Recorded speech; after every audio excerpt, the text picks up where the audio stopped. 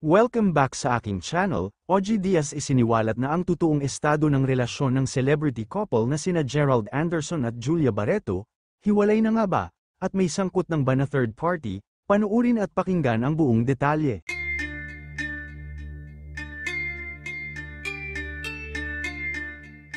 Mukhang unti-unti na ngang nalalaman ng publiko ang totoong estado ng relasyon ni Gerald Anderson kay Julia Barreto. Ito'y matapos ang mga pagsisiwalat ng talent manager at showbiz insider na si OG Diaz.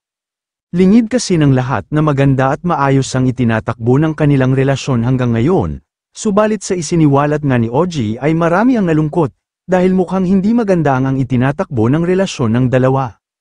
Ayon kasi sa nabalitaan ni OG, at ayon sa isiniwalat ng kanyang source, na cool off daw ang dalawa ngayon, na parang sila pa rin daw pero parang hindi na. Natanong din ni OG sa kanyang source kung ano ang dahilan kung bakit nag-cool off ang Gerald.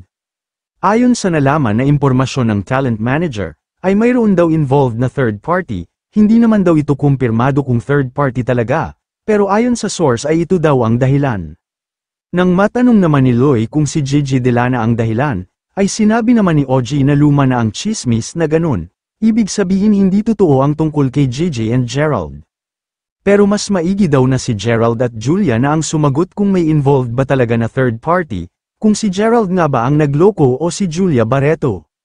Naniniwala din si OG na sana si Julia at Gerald pa rin daw, gayunman, ipinaliwanag naman ni OG kung ano ang ibig sabihin ng cool off, aniya sila pa rin daw pero break muna panandalian. Ayon pa sa nakarating kay OG, na mahal daw ni Julia si Gerald sa kabila ng isyu na kumakalat patungkol sa dalawa.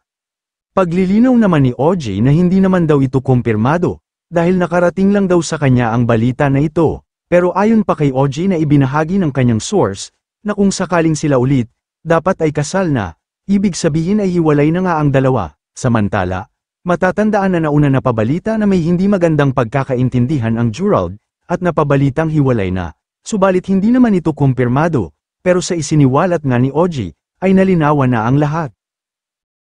Kayo mga ka-showbiz, anong masasabi nyo sa ating showbiz topic ngayon? Kung may opinion kayo ay magkomento lang kayo sa aking comment section. At syempre kung bago pa lang kayo sa aking channel ay mag-subscribe na kayo para lagi kayong updated sa mga showbiz trends na ina-upload ko. Maraming salamat po.